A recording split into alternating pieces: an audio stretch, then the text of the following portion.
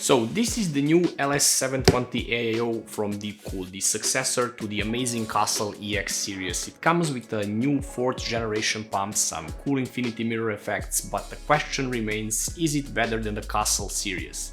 Vlad here guys, and together we will see what is new with this AIO and also answer that question.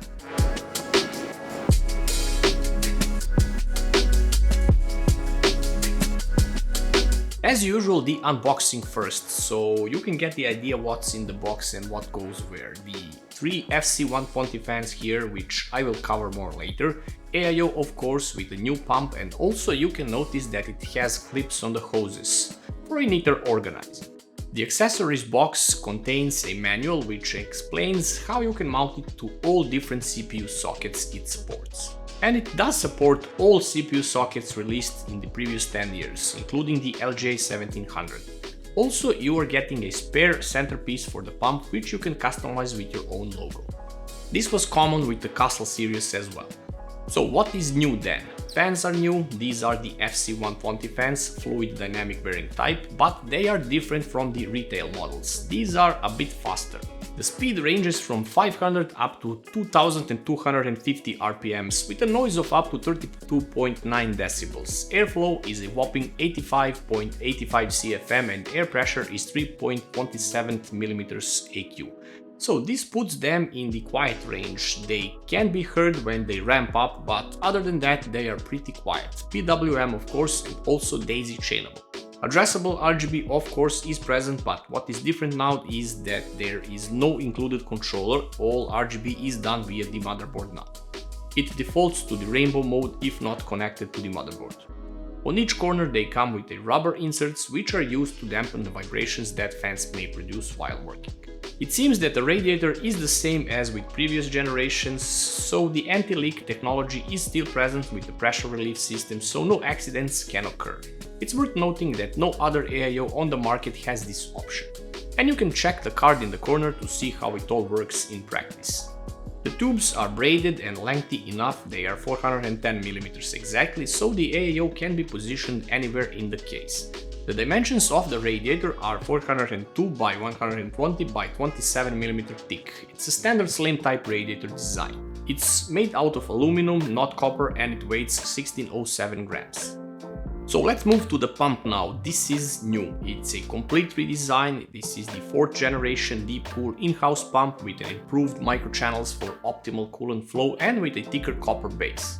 The pump also has 3-phase motor now, it's super silent, only 19 decibels, and it also is faster, it reaches 3100 RPMs now. And it uses a 3-pin connector for operation, so it is not PWM controlled. The pump dimensions are 86 by 74 by 57 mm, a little bit smaller than the Castle model, but the Castle model had empty space in the logo area, so they are pretty close in size.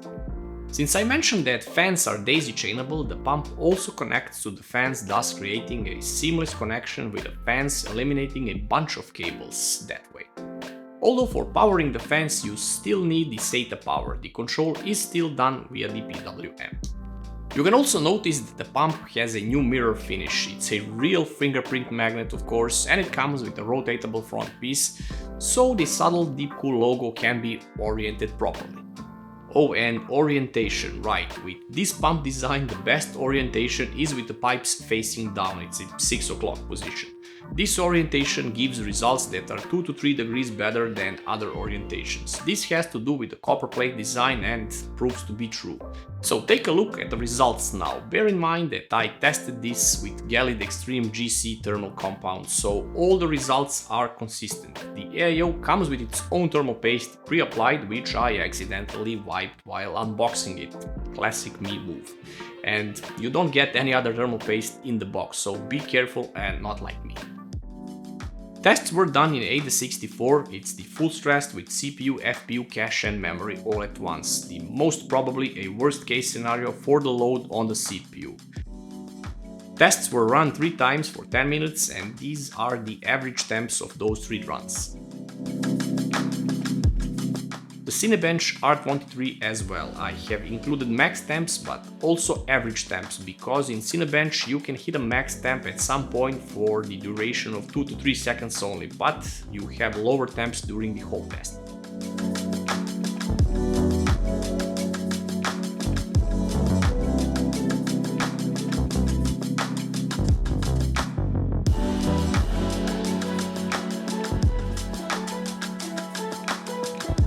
In the gaming tests, it held pretty well with both AMD and Intel system. Temps vary from game to game, so this is just an average recorded after some 20 minutes of gaming.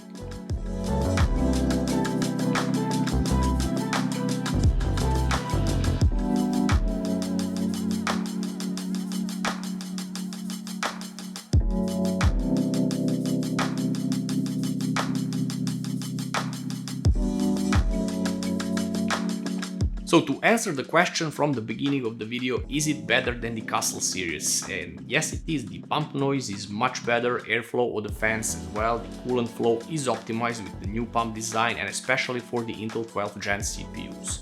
They are more rectangular than squared, so pump orientation also makes sense for better cooling. Which kinda makes me wonder if this was the case with older AIOs or wasn't it? No time to test that now, but if it does, it might not be much. Up to 3 degrees for this AIO is okay since it is designed with newer CPUs in mind. I almost forgot about the price. The LS720, which is a 360mm AIO, is around $150 US, which is an okay price for this type of performance and features it has. The LS520 is a 240mm variant and it costs around $130 US. Prices will vary, of course, depending from where you get them, so I expect the 280 versions as well to hit the market, although they are not that popular, but they do have much better cooling potential than 240 AIOs, and in some PC cases you can't fit 360 AIO, but you can fit the 280s, so something to keep in mind for sure.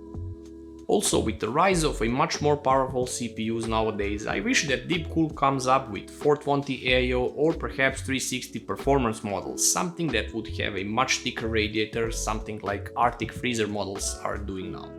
Anyhow, this is all for this time guys, sub to the channel, it does make a real difference, like and share the video, and I'll see you in the next one. Stay frosty.